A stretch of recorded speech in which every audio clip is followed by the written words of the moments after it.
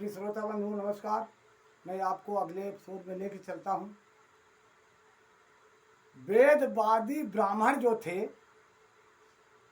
बार बार उकसाने के लिए, पार्वती को मन बदलने के लिए बार बार कर रहे थे और बोलते, ये देवी आपके पास तो 2 भुजाएं हैं, लेकिन उनके 1-2 नहीं, उनके पास 10 भुजाएं हैं। देवी मैं समझ नहीं पाता कि किस कारण से तुम उन्हें अपना पति बनाना चाहती हो।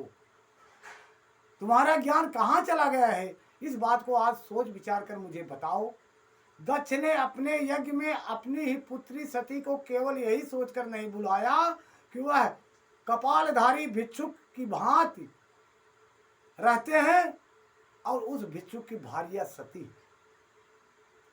अब सोचिए, इतना ही नहीं देवी, उन्होंने यज्ञ में भाग देने के लिए सब देवताओं को बुलाया, किंतु शंभु को छोड़ दिया।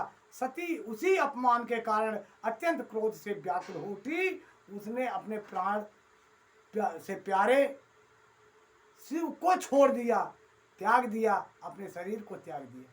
ये नहीं मालूम है आपको? आप खुद बता रहे हैं। तुम तो स्त्रियों में रत्न हो, तुम्हारे पिता समस्त पर्वतों के राजा हैं, फिर तुम क्यों इस उग्र तपस्या के द्वारा वैसे पति को पाने की अभिलाषा करती हो? सोने की मुद्रा असरफी देकर बदले में उतना ही बड़ा कांच लेना चाहती, उज्जवल चंदन छोड़कर अपने अंगों में कीचड़ लपेटना चाहती हो, सूर्य का जो तेज का परित्याग करके जुगनू को चमक पाना चाहती हो। ऐ देवी, महीन बस त्याग कर अपने शरीर को चमड़े से ढकने की इच्छा करती हो, घर में रहना छोड़कर वन में धुनी रमाना चाहती हो, तथा देवर्ष यदि तुम इंद्र आज लोकपालों को त्याग कर शिव के प्रति अनुरुक्त हो तो अवश्य ही रत्नों के उत्तम भंडार को त्याग कर लोहा पाने की इच्छा रखती हो। ब्राह्मण बोलते ही गए। पार्वती मैया ध्यान से सुन रही हैं और आगे फिर ब्राह्मण बोले, लोक में इस बात को अच्छा नहीं कहा गया है। शिव के साथ तुम्हारा संबंध मुझे इस समय परस्पर विरुद्ध दिखाई देता है। कहाँ तुम जिनके नेत्र प्रफुल्ल कमल दल के समान शोभा पाते हैं, और कहाँ वे रुद्र जो 3 भद्दी आंख धारण करते हैं।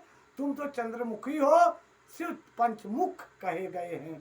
तुम्हारे सिर पर दिव्य बेड़ी सर्पिणी जो शोभा पा रहे हैं, परंतु शिव के मस्तक पर जो जटाजूट बताया जाता है वह प्रसिद्ध ही है।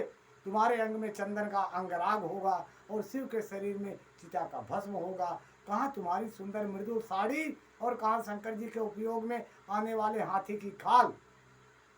कहाँ तुम्हारे अंग में दिव्य आभूषण, और कहीं शंकर के सर्वांग में लिपटे हुए सर्प। कहाँ तुम्हारी सेवा के लिए उद्धत रखने वाले संपूर्ण देवता, और कहाँ भूतों को दी हुई बलि का पसंद करने वाला शिव। कहो तो और बताऊं? देवी पार्वती केवल गुस्से में देख रही हैं। ब्राह्मण बोलता ही गया। ब्राह्मण बोलता, कहाँ तो मृदंग की मधुर ध्वनि, और कहाँ डमरू की डिमडिम, कहाँ भेड़ियों की समूह गड़गड़ाहट, और कहाँ अशुभ श्रृंगीनाद, कहाँ ढक्कन का शब्द, और कहाँ अशुभ गलनाद। तुम्हारा उत्तम रूप शिव के योग कदाप नहीं है। यदि उसके पास धन होता तो वह दिगंबर नंगे क्यों रहते?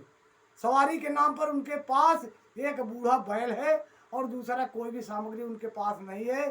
कन्या के लिए ढूंढे जाने वाले वरों में जो नारियों को सुख देने वाले गुण बताए गए हैं, उसमें एक भी गुण नहीं है।